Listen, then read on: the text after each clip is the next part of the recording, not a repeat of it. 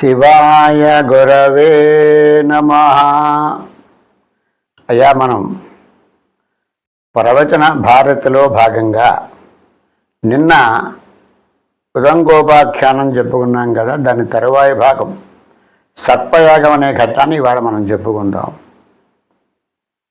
ఇక్కడ పరీక్షణ్ మహారాజు ఆ సుఖయోగీంద్రుని వలన 7 రోజులు కూడా భాగవతాన్ని ఆయన విన్నాడు.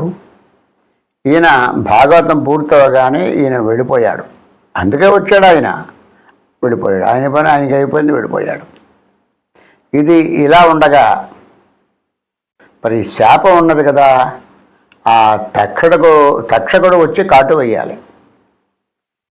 అందుచేత వాడు దారి వెతుక్కుంటున్నాడు, ఎలాగ ఈయన్ని కాటు వేయాలి, ఈ మహారాజును ఎలాగ కాటు వేసి చంపాలి అనే ప్రయత్నం చేస్తున్నాడు. అక్కడ బోలెడు మంది మంత్రగాళ్ళు ఉన్నారు, గొప్ప గొప్ప వాళ్ళు ఉన్నారు, మహర్షులు ఉన్నారు. అక్కడికి సామాన్యుడు వెళ్ళడానికి అవకాశం ఎంత మాత్రమో లేదు. కేవలము మహర్షులు, బ్రహ్మవేత్తలు మాత్రమే లోపలికి వెళ్ళేందుకు, మహారాజు దగ్గరికి వెళ్ళేందుకు మాత్రం ఆస్కారం ఉండదు. సామాన్యుడు ఎవరికి కూడా ఈయన పంపట్లేదు లోపలికి. మరి ఎలాగా అని ప్రయత్నం చేస్తూ అతను నాగులకి కామరూపం ఉంటుంది, దేవతలకు ఉంటుంది, రాక్షసులకు ఉంటుంది, యక్షులకి గంధర్వులకి ఉంటుంది. అలాగే ఈ నాగులకు కూడా కామరూపం ఉంటుంది.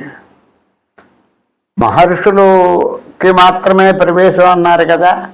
ఈయన ఒక బ్రాహ్మణ వేషం వేసుకున్నాడు, ఒక మహర్షి ఇలాగా రూపాన్ని మార్చుకున్నాడు. అలా రూపం మార్చుకుని బయలుదేరుస్తూ ఉంటే మార్గ మధ్యంలో ఆ కశ్యపుడు అనేటటువంటి బ్రాహ్మణుడు వస్తున్నాడట. సరే, వీళ్ళిద్దరూ కూడా ఒకరినొకరు పరిచయం చేసుకున్నారు. అయ్యా మీరెక్కడికంటే మీరెక్కడికి అన్నారు. అప్పుడంగా ఈయన అన్నాడు కదా, ఈ కశ్యపుడు అనేవాడు అన్నాడు కదా,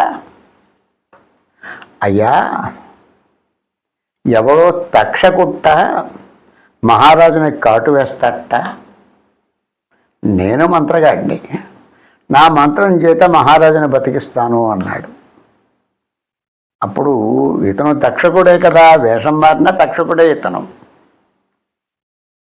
అప్పుడు నవ్వుకునే అమాయకుడా, మామూలుగా ఈ నేల మీద తిరిగేటటువంటి సర్పం కాదు ఆయన్ని కాటువేసేది, నాగజాతిలో ప్రముఖుడైనటువంటి తక్షకుడు.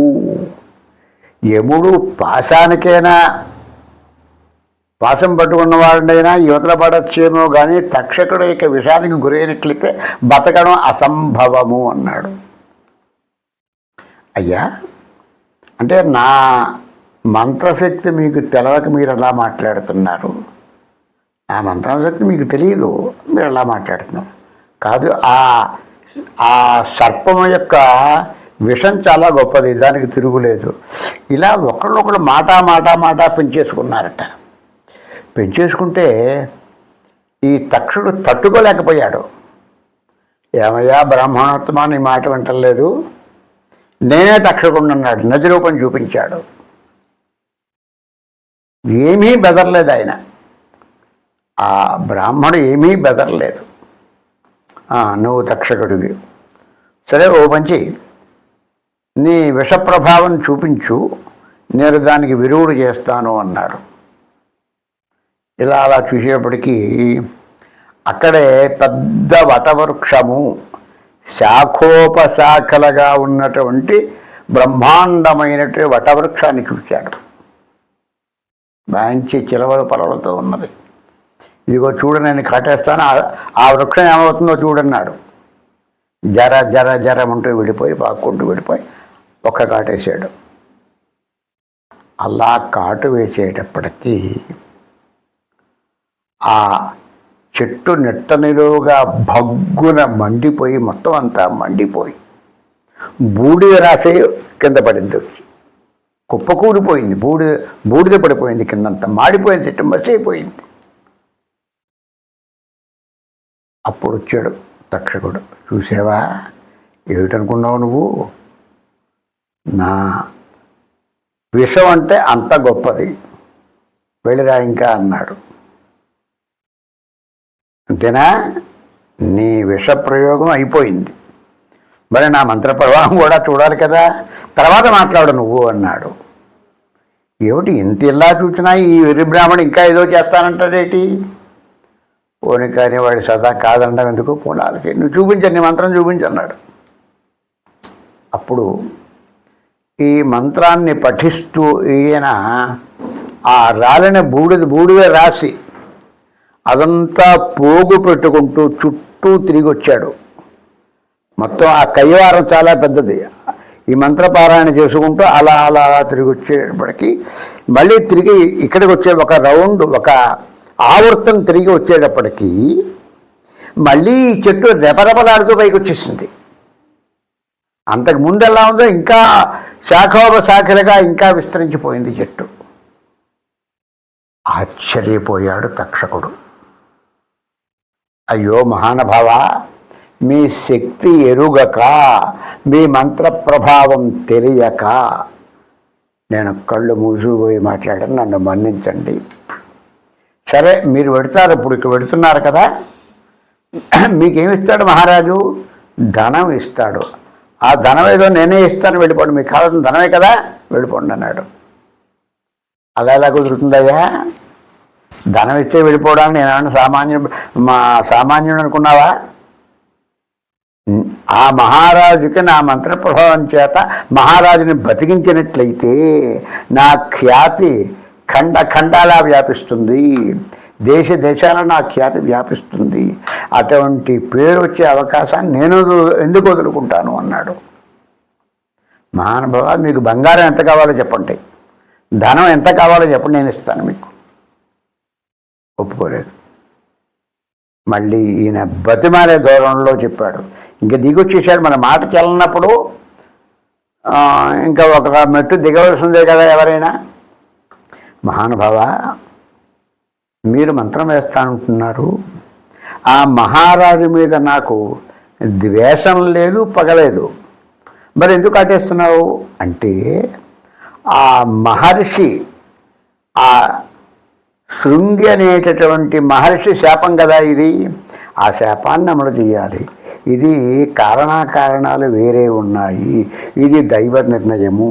పోనీ నా విషానికి నీ దగ్గర విరుడు ఉన్నది, కానీ మహర్షి శాపానికి విరుడు ఉన్నదా నీ వద్ద? ఇలా ఇన్ని చెప్పేటప్పటికీ ఆ బ్రాహ్మడికి కాబోలు, ఇది దైవ నిర్ణయం కాబోలు, మన మంత్రం మాత్రం ఏమని చేస్తుంది, ఏదో చెప్పగా ఎవరికైనా మాట ఎక్కేస్తుంది అన్నట్లుగా ఆయన ఆ ధనం బట్టి వెనక్కి వెళ్ళిపోయాడు. ఇక్కడ వీళ్ళు ఎవరిని వెళ్ళనివ్వటం లేదు కదా. ఆ తక్షకుడు మళ్ళీ మామూలు రూపానికి వచ్చేసి ఒక మహర్షి రూపంలో వచ్చి లోపలికి వెళ్ళిపోయాడు. లోపలికి వెళ్ళిపోయేటప్పటికి అందరూ యువతలకు వచ్చేసారు. టైం అయిపోతుంటే ఆ మహారాజు అక్కడే ఉండాలి. యువతలకు వచ్చేస్తే ఆ చివరి నిమిషంలో వెళ్ళాడు ఈయన. రెండు మహానుభావ అన్నాడు. మరి మహారాజు దగ్గరికి కానీ, చంటిబిడ్డల దగ్గరికి కానీ, గర్భిణీ స్త్రీల దగ్గరికి కానీ వట్టి చేతులతో వెళ్ళరాదు అనేటటువంటి మనకి నానుడి. అంచేత ఒక నిమ్మపండు, బంగారు ఛాయ కలిగినటువంటి నిమ్మపండు పట్టుకెళ్ళి మహారాజుకి ఇచ్చాడు. స్వీకరించండి మహారాజా అని చెప్పి ఈయన కూడా యువతలకు వచ్చేసాడు. యువతలకు వచ్చేసాడా? సూక్ష్మ రూపంలో ఆ నిమ్మ పండులో లోపలికి వెళ్ళిపోయాడు ఈయన. శాప ఘడియలు అయిపోతున్నాయి. ఓహో, నేను బయటపడ్డాను కదా అనుకున్నాడు పాపం ఆయన. నిమ్మపండు చాలా బాగుంది ఇది. ఇలా చూసి ఆ వాసన బాగుంటుందని చెప్పి పాపం ముక్కు దగ్గర అలా పెట్టుకున్నాడో లేదో దాదాపు వచ్చేసాడు. రావడం ఏంటి, కీటక రూపంలో వచ్చాడు, పెద్ద ఆకారం వచ్చేసి వెంటనే కాటేశాడు. కాటు వేయడం, ఈయన చచ్చిపోవడం అన్నీ అయిపోయాయి. నిమిషకాలంలో మొత్తం అంతా అయిపోయిందండి. సరే, అంతా దుఃఖించారు. మనం ఏమీ చెయ్యలేము, దైవ నిర్ణయం అనుల్లంఘనీయము అని గ్రహించుకున్నారు. మరి ఆ మహారాజుకి అంత్యక్రియలు చేశారు. ఆ తదుపరి ఇక్కడ ఆయన కుమారుడైనటువంటి జనమేజయుడికి పట్టాభిషేకం చేశారు. ఆ జనమేజయుడు ఎంతో ప్రజారంజకంగా తండ్రిని మించి పరిపాలన చేస్తూ ఉన్నాడు. మరి ఈ ఘట్టం ఏది ఈ పండితుడు రావడం, ఈ మంత్రం వేయడం, ఈ తక్షకుడు కాటు వేయడం, ఇవన్నీ కూడా వీళ్ళ సంభాషణ ఎలా వచ్చింది బయటికి అని వాళ్ళిద్దరికే తెలుసు. మూడోవాడు ఎవడు లేడు ఇక్కడ. అంటే అంతకుముందు ఆ వటవృక్షం మీదకి ఆ కొమ్మలు రెమ్మలు ఆకులు కొయ్యడానికి ఒక గొల్లవాడు పైకెక్కెట్ట. ఆ పైనుండి పోయాడు. వీళ్ళ మాటలన్నీ వాడు విన్నాడు. వినేటప్పటికీ సరే కాటు వేసింది సర్పం కదా, మొత్తం చెట్టు మాడి మసైపోతే వాడు మాడి మసైపోయాడు. ఈయన మంత్రప్రభావం వల్ల చెట్టు ఎలా పునర్జీవం అయినదో వాడు కూడా మళ్ళీ మామూలుగా తయారైపోయాడు. వాడికి ప్రాణం వచ్చింది, ప్రాణవాయువు వచ్చేసింది, శరీరం కూడిపోయింది. ఇది వీడు చెప్పడానికి, వీడు సామాన్యుడు కదా, గొల్లాడంటే సామాన్యుడు అంచేత చెప్పడానికి చాలా కాలం పట్టింది. ఎప్పుడో కానీ తర్వాత కానీ ఈ విషయం బయటికి రాలేదు. అన్నీ అయిపోయిన తర్వాత వస్తే ఎవరు మాత్రం ఏం చేయగలరు? ఉరిశిక్ష వేసిన వాడికి ఉరి తీసేసిన తర్వాత వాడు నిర్దోషి అంటే ఉపయోగం ఏమున్నది? వాడు తిరిగిరాడు కదా. అలా అయిపోయింది. సరే, ఇక్కడ జనమేజయుని యొక్క పాలనలో జనులు సుఖంగా ఉన్నారు, దేశం సుభిక్షంగా ఉన్నది. ఇలా కొంతకాలం జరిగేటప్పటికీ ఈ ఉదంకుడు అనేటువంటి వాడు గతంలో మనకి ఈ తక్షకుడి చేత ఇబ్బంది పెట్టబడ్డాడు ఆయన. సరే, వీడు కాటేసేయడం తెలుసుకున్నాడు. సరే, వీడికి సాధారణంగా బ్రాహ్మడికి ఎలా ఉంటుందంటే, వీడు స్వతహా వీడు ఎవరిని ఏమీ చేయలేడు. శారీరకంగా వీడు అశక్తుడు. ఏమి మనోబలంలో గొప్పవాడు, బుద్ధిబలంలో గొప్పవాడండి. శారీరకంగా వీడు ఏం చేయలేడు. ఏం చేయగలడు? ఎవరైతే దానికి సమర్థులో ఎన్నుకుని వాడి చేత ఆ పని చేయించగల సామర్థ్యం బ్రాహ్మడికి ఉంటుందిట. మహారాజు లాంటి వాళ్ళైతే వాళ్ళు ఎవరిని అడగక్కర్లే, వాళ్ళే చేయగలరు. ఎవరికైనా ప్రతీకారం చేయాల్స్తే వాడే చేసేస్తాడు. ఈ బ్రాహ్మడు అలా కాదు. ఎవరినైనా పట్టుకోవాలి, విషయం వాడికి చెప్పాలి, వీడి బుద్ధిని ఉపయోగించి వాడిని ప్రయోగిస్తాడు. అలాగా ఎవరు మనకి వీడికి ప్రాయశ్చిత్తం చేయడానికి ఎవరు అంటే, ఈ జనమేజయుడు ఉన్నాడు కదా, వీళ్ళ తండ్రినే కదా వాడు కాటేశాడు. అంచేత మనం జనమేజయుడిని పట్టుకున్నట్లయితే మనకి దీనికి పర్యవసానం దొరుకుతుంది అనుకున్నాడు. వెంటనే ఆ జనమేజయ మహారాజు దగ్గరికి వచ్చాడు. ఉదంక మహారాజు వచ్చేటప్పటికి ఆయన ఎప్పుడైతే వచ్చాడో ఈయన అర్ఘ్యపాద్యాలు ఇచ్చాడు, గౌరవించాడు. మహానుభావ దయచేయండి అన్నాడు. కుశల ప్రశ్నలు అన్నీ అయ్యాయి. ఆ తదుపరి కొంతసేపటికి మాటల్లో సందర్భంగా, అయ్యా మహారాజా, చాలా చక్కగా పరిపాలిస్తున్నావు, చాలా సంతోషము. అయితే మీ క్షత్రియుల దగ్గర ఒక లక్షణం ఉన్నది, అది నీ దగ్గర నాకు కనపట్టలేదన్నాడు. ఏమిటండి అన్నాడు. ఎవరైనా మీకు హాని చేసినట్లయితే వాళ్ళని పూర్తిగా నశింపచేసేదాకా మీరు నిద్రపోరు. అసలు నీకు ఆ ధ్యాసే లేదయ్యా అన్నాడు. ఏమిటి మీరు ఎలా మాట్లాడుతున్నారు? ఏమిటి అసలు ఏమైంది ఏమిటి అంటే, అయ్యా, నీ తండ్రి పరీక్షణ్ మహారాజు చాలా గొప్పవాడాయన. ఆయన చక్కగా రాజ్య పరిపాలన చేసుకుంటూ ఉండగా తక్షకుడు అనేటటువంటి ఈ నాగజాతికి చెందినటువంటి వాడు నీ తండ్రిని వృధాగా కాటువేసి చంపేశాడు. దీక్షలో ఉన్నాడు ఆయన. అటువంటి మహారాజుని కాటువేసి చంపేశాడు అన్నాడు. నీకు పౌరుషం లేదా? ప్రతీకారం తీర్చుకోవా నువ్వు అలా చెప్పాడు. పాపం ఈ కుర్రాడికి తెలియనివ్వలేదు చిన్నప్పుడు. ఇంకా ఆ విషయం అలా ఉండిపోయింది అంతే. తండ్రి ఎలా పోయాడన్నది ఆరా లేదు. ఇంకా ఇతను ఇవన్నీ చెప్పేటప్పటికీ అతనికి బాగా ఎక్కేసింది. అవురా, నా తండ్రిని తక్షకుడు కట్టేశాడా, పైగా వృధాగా కట్టేశాడా? సరే, ఉదంక మహర్షి చెప్పావు కదా, నాకు నేను చూసుకుంటానన్నాడు.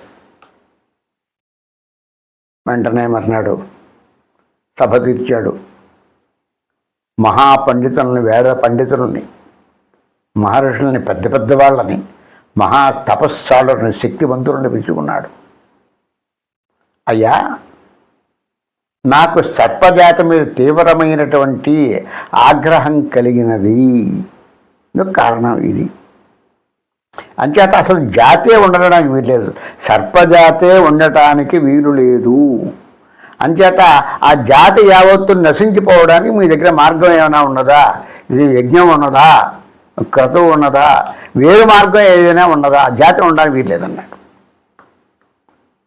అంటే ఆశ్చర్యపోయారు. ఎంచేతంటే ఒక జాతిని నశింపు చేయడం అంటే సామాన్య విషయం కాదు. మహారాజా, ఇది చాలా ఘాతుకము, మీరు ఒకసారి ఆలోచించండి అంటే, ఆలోచనకు వీలు లేదు, ఇది నా ఆజ్ఞ, జరిగి తీరవలసినదే అన్నాడు. ఇంకా మహారాజు మనస్సు మారదని వాళ్ళు గ్రహించి వాళ్ళు బాగా గ్రంథావలోకనం చేసి, మహారాజా, ఒక ప్రక్రియ అయితే ఉన్నది, గతంలో ఎవరూ కూడా చేసినట్టుగా ఎక్కడా చెప్పబడలేదు. ఒకవేళ బహుశా ఇది నువ్వు అడిగినందుకే దీనిలో ఉన్నదేమో కూడాను. సర్పయాగము అనేటటువంటి మహాయాగం ఉన్నది. అది చేసినట్లయితే హోమగుండంలోకి సర్పాలన్నీ వచ్చి పడిపోతాయి అంటే, సరే, ఏమైనా సరే జరగవలసిందే, జరిగి తీరవలసినదే, యాగం ప్రారంభించండి అన్నాడు. మంచి రోజు చూసుకున్నారు, యాగశాల నిర్మాణం చేశారు. మరి మహాపండితులంతా కూడా యాగశాలకు వచ్చారు. మహారాజు భార్య సహితుడై పీటల మీద కూర్చున్నాడు. సంకల్పం చేయించారు. యాగం బ్రహ్మాండంగా సాగుతోంది. చివరనే హోమ కార్యక్రమం. హోమగుండం చాలా విశాలంగా హోమగుండం ఏర్పాటు చేశారు. సర్పజాతి ఏవి ఉన్నాయో అన్నీ కూడా వీళ్ళ దగ్గర ఉన్నది. గ్రంథంలో సర్పాల పేర్లతో సహా ఉన్నాయి అని వీడు మొదలుపెట్టారు. ఫలానా సర్పం పేరు చెప్పేటప్పటికి అది వచ్చి పడిపోతుంది. ఏ సర్పం అయినా సరే వచ్చేస్తుంది. ఇది ఇలా ఉండగా భవిష్యత్తులో సర్పయాగం అనేటటువంటిది జరుగుతుంది. మరి జాతి యావత్తు నశించిపోతుంది అని చెప్పి దీనికి దృష్టాంతరంగా కొంతమంది వీళ్లలో పెద్దవాళ్ళు, ఆ నాగజాతిలో పెద్దవాళ్ళు, ఇలావంతుడు, ఇంకా ఉన్నారు దానిలో, యాలాపుత్రుడు, ఇలావంతుడు, వాసుకి, ఇలా పెద్దవాళ్ళు ఉన్నారు. వాళ్ళంతా కూడా ఆలోచిస్తుంటే ఎలాగా అంటే, ఒక ఆయన చెప్పాడు దానిలోను, ఏమంటే జరత్కారుడు అనేటటువంటి వాడు ఉన్నాడు మనలోను, వాడికి పుట్టిన సంతానం వల్ల ఆ యాగం ఆగుతుంది అని కల్పం ఉన్నది అన్నాడు. అంతా వెళ్ళారు. ఆ జరత్కారుడి దగ్గరికి వెళ్తే వాడికి పెళ్ళే చేసుకోలేదు, పెళ్ళే అవ్వలేదు. వాడు, మహానుభావా, నువ్వు వివాహం చేసుకోవయ్యా. నేను చేసుకోను అన్నాడు. అలా కాదయ్యా, మన సర్పజాతి యావత్తు కూడా పోతూ ఉన్నది. మా యందు దయ ఉంచి నువ్వు వివాహం చేసుకుని సంతానం కను, ఆ సంతానం వల్ల ముందు జరగబోయే యాగం ఆగుతుంది అన్నారు. అందరి క్షేమం కోసం అంటే సరే వివాహం చేసుకుంటాను, కానీ నా పేరు గల కన్య మాత్రం దొరికినప్పుడే నేను చేసుకుంటాను అన్నాడు. ఇది ఎక్కడి గొడవయ్యా బాబు, నీ పేరేదో జరాత్కారు అన్నారు, నీ పేరు కాదు ఇంకెక్కడ దొరుకుతుంది అంటే వెతగ్గా ఆ జరత్కారిణి, వాసుకి చెల్లెలు ఆవిడ, జరత్కారిణి అనేటటువంటి ఆవిడ లభ్యమైంది. వీళ్ళిద్దరికీ వివాహం చేశారు.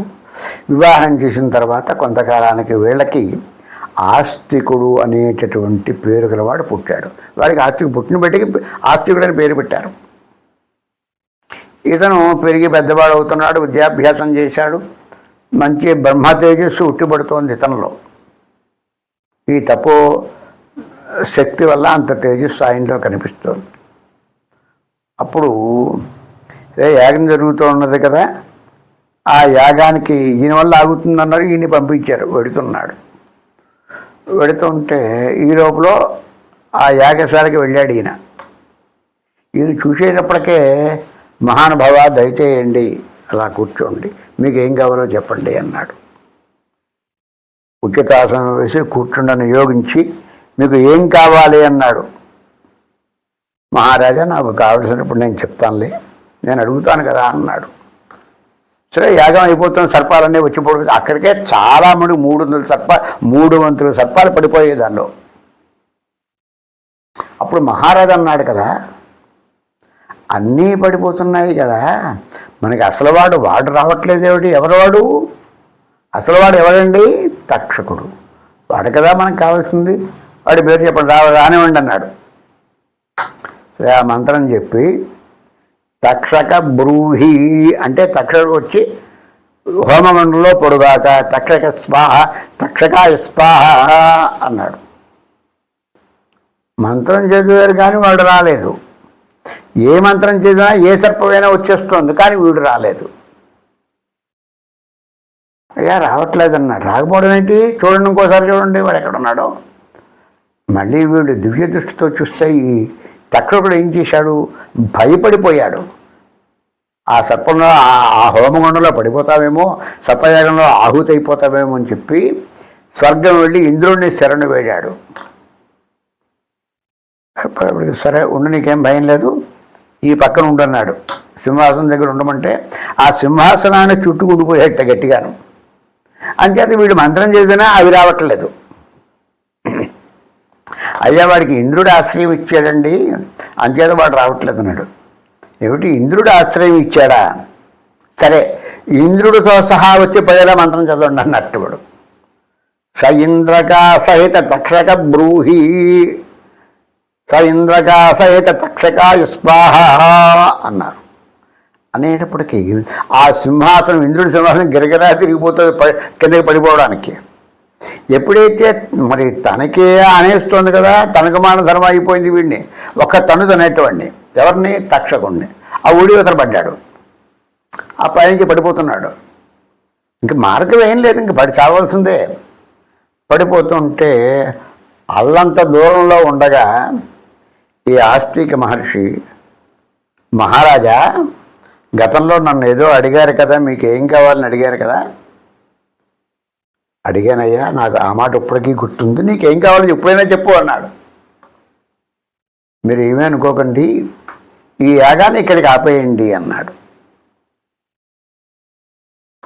యాగాన్ని సరే సంతోషంగా, అలాగే మహానుభావ అంటే ఒక మాట అన్నట్లయితే సత్పురుషుడు ఒక మాట అన్నట్లయితే అది ఖచ్చితంగా అమలు జరిగి తీరుతుంది. వాళ్ళు వెనుకాడరు, ప్రాణం పోయినా సరే ఆ మాట నిలబడవలసిందే. ఏమి అదే చెప్పాడు, అసద్భి శపథేనోక్తం జలే లిఖితమక్షరం సద్భిస్తు లీలయా ప్రోక్తం శిలా లిఖితమక్షరం అన్నాడు. అసద్భి అంటే ఎవరయ్యా? సామాన్యుడు. అతను శపథం చేసి చెప్పినా, శపథం చేసినా కూడా ఆ మాట నీటి మూట. ఏమి సద్భిస్తు ఒక సంస్కారవంతుడు, ఒక సత్యవంతుడు కనుక మాట అన్నట్లయితే అది శిలాక్షరం అన్నాడు. అంచేత మాట ఇచ్చాడు, దానం కాదు, ధర్మం కాదు, వాగ్దానం అలాగే అన్నాడు. అయినప్పటికీ కూడా ఆయన యాగం ఆపేయండి అంటే అలాగే అన్నాడు. మహర్షులారా, మీరు చెప్పిన మంత్రాన్ని ఉపసంహరించండి, విడిచిపెట్టేయండి అన్నాడు. ఉపసంహారం చెప్పేటప్పటికీ వాడు ఇంకా రావాల్సిన పని లేదు, పైకి వెళ్ళిపోయాడు.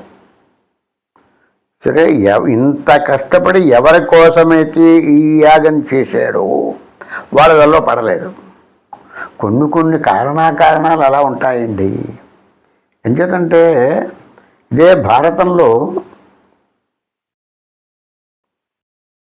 ఆయన ద్రోణాచార్యుడు ధర్మరాజుని బందీగా పట్టుకోవడం కోసం పద్మవ్యూహం పన్నాడు. కానీ పద్మవ్యూహంలోకి ధర్మరాజు వెళ్ళలేదు, అభిమన్యుడు బలైపోయాడు. ఈ ధర్మరాజుని బంధించి దుర్యోధనుడి కానుకగా ఇవ్వాలని ఆయన ప్రయత్నం. ఆయన ఎంత గొప్పవాడో ఎంత మంచి వ్యూహం పనినా కూడా అది జరగలేదు. కొన్ని జరగవు. జరగకపోయినా ఎవరు కూడా నిరాశ పడకూడదు. అంచేత దైవ నిర్ణయం కాబట్టి జరగదు. మనం అనుకున్న మాట జరిగితే మన గొప్ప కాదు, దైవ నిర్ణయం కూడా అదే అయింది కాబట్టి జరిగింది అనుకోవాలి. మన ప్రజ్ఞ అంత మాత్రము కాదు. ఈ ప్రకారంగా యాగం పరిసమాప్తి అయిపోయింది. వాళ్ళందరికీ కూడా చక్కటి దక్షిణలు ఇచ్చి ఎవరి ఏ స్థితిని బట్టి వాళ్ళకి గౌరవం, ఎవరి స్థాయిని బట్టి వాళ్ళని గౌరవించి వాళ్ళ ఆశీర్వచనం పొంది ఈయన మహారాజు మళ్ళీ యథాప్రకారంగా రాజ్యం వెళుతున్నాడు. ఇక ఈ ఆస్తికుడి వల్ల కదా ఈ యాగం ఆగిపోయింది.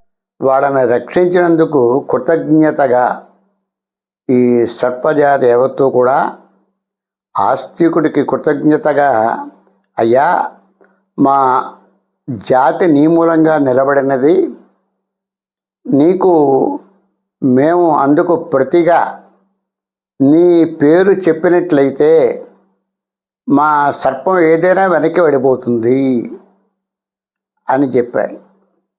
ఏ సర్పమైనా వెనక్కి వెళ్ళవలసినదే. అదే మనకి సర్పసూక్తంలో చెబుతాడు, ఆస్తిక వచనం శ్రుత్వా యస్సర్పో నివర్తతే శతధా భిద్యతే మూర్ధన గిరిర్వజ్రో హతో యథా అన్నాడు. అంటే ఆస్తికుడు పేరు చెప్పినట్లయితే ఏ సర్పమైనా సరే వెనక్కి వెళ్ళాలి. ఏ సర్పమైతే వెనక్కి వెళ్ళదో ఆ సర్పం యొక్క శిరస్సు 100 ముక్కలైపోతుంది. అంటే వజ్రాయుధం చిన్నటువంటి కొండ ఏ ప్రకారంగా పిండి అయిపోతుందో, గుండ అయిపోతుందో ఆ ప్రకారంగా ఈ సర్పం యొక్క శిరస్సు ముక్కలైపోతుంది అని చెప్పి ఆ సర్పాలన్నీ కూడా చెప్పాయి. ఎవరైనా మనకి కించిత్ ఉపకారం చేసినట్లయితే దాన్ని మనం బాగా గుర్తుంచుకొని తిరిగి మనం వాళ్ళకి ప్రత్యుపకారం ఏం చేయాలా అని చెప్పి ఆలోచించాలట. సాధారణంగా ఇది సంస్కారాల యొక్క లక్షణం, జ్ఞానుడి యొక్క లక్షణం. కించిత్ ఉపకారం పొందినా సరే దాన్ని పెద్దగా భావించి ఏదైనా అవకాశం వచ్చినప్పుడు మనం కూడా వాళ్ళకి చెయ్యాలి అన్న భావం ఉంటుంది వాళ్ళకి. అదే సామాన్యులైతే ఎవరేమిస్తారా, ఏం పుచ్చుకుందామా, ఎవరి వల్ల ఏం ఉపకారం పొందుదామా అన్న మాట తప్పించి తిరిగి చేద్దామన్న ఆలోచన వాళ్ళకు ఉండదు. సరే, ఆస్తిక వచనం చెప్పాలన్నాడు. అంటే ఆస్తికుడి పేరు చెప్పినట్లే వెనక్కి వెళ్ళిపోతాయని. మరి ఏమండి మేము ఆస్తికుడి పేరు చెప్తే వెళ్ళిపోతాయా అని అడిగితే ఖచ్చితంగా పెడతాయి. ఎందుకు, ఎలా పెడతాయి అంటే ముందు మనం చెప్పినప్పుడు నిర్భయంగా, భయం లేకుండా, ఆ సర్పాన్ని చూసేటప్పటికీ మనకి భయం లేకుండా సత్యవాక్కుతోటి, ముందు మనకి సత్యవాక్కు ఉండాలి, సత్యవర్త నిరతులై ఉండాలి. ఆ సత్యనిష్ట ఉన్నట్లయితే, మంచి మనస్సుతోటి చెప్పినట్లయితే ఆ సర్పం ఖచ్చితంగా వెనక్కి వెడుతుంది. ఇప్పుడు మంత్రం ఏదైనా మనం ఉపదేశం పొందినట్లయితే మంత్రం ఇచ్చే ముందు గురువుగారు మనకి ఇది ఇతనికి అర్హత అవుతుందా కాదా, అరణం అవుతుందా లేదా, అర్హత ఉందా లేదా అన్న విషయాన్ని ఆయన ఆలోచించి మనకి తగ్గ అర్హత ఉన్నట్లయితే తగిన సమయంలో తగిన ప్రదేశంలో ఆ మంత్రాన్ని ఉపదేశిస్తాడు. మరి పునశ్చరణ, ఆ మంత్రాన్ని ఎన్నిసార్లు మనం పారాయణ చేయాలన్నది కూడా మంత్రాన్ని బట్టి ఉంటుంది. కొన్ని మంత్రాలకి అక్షర లక్షలు, ఆ మంత్రంలో ఎన్ని అక్షరాలైతే ఉన్నాయో అన్ని లక్షల సార్లు జపం చేయాలి. లేదా కొన్నిటికి 80,000, కొన్నిటికి 60,000, అలా సంఖ్య ఒక్కొక్క మంత్రానికి ఒక్కొక్కలా ఉంటుంది. మరి ఆహార నియమం పాటించాలి. మంత్రగాడు ఎప్పుడూ కూడా ఆహార నియమం పాటించాలి. అంతేకాకుండా నడవడిక బాగుండాలి. అసత్యం చెప్పకూడదు. సత్యం ఉంటేనే, అసత్యం చెబితే పోయినట్లే మంత్రం మరి చేయదు. ఇప్పుడు మంత్రగాలకి చింతకాయలు రాలుతాయా అంటే, చింతకాయలు కాదయ్యా చింత చెట్లే కూలిపోతాయి అన్నాడు. మరి ఎలాగా అంటే మనలో ఆ సత్యనిష్ట ఉండాలి. మనం ఖచ్చితంగా ఆ నియమాలన్నీ పాటించినట్లయితే మంత్రం ఖచ్చితంగా పనిచేస్తుంది. ఇవాళ మంత్రాలు పనిచేయటం లేదు అంటే మంత్రంలో లోపం లేదుగాక లేదు. ఆ లోపం ఏదో మనలో ఉన్నది. ఆ నియమాలు మనం పాటించుకోవట్లేదు, పాటించటం లేదు. తెల్లవారు లేస్తే అన్నీ అబద్ధాలే తప్పించి రోజు గడవట్లేదు మనకి. అంచేత సత్యనిష్ట ఉన్నట్లయితే ఖచ్చితంగా మంత్రం పనిచేస్తుంది. ఎవరైనా మంత్రోపదేశం పొందినప్పుడు ఆ నియమాలు పాటించి సత్యనిష్ట కనుక పొందినట్లయితే ఆ మంత్రం ఖచ్చితంగా పనిచేస్తుంది. ఎటువంటి సంశయము లేదు, సందేహం లేదు. అంచేత మంత్రోపదేశం పొందిన వాళ్ళంతా కూడా ఈ విషయాన్ని గమనించి మరి ఈ నియమాలు పాటించినట్లయితే వాళ్ళ మంత్రం పనిచేస్తుంది. అది లోకక్షేమం, జనానికి క్షేమకరం అవుతుంది.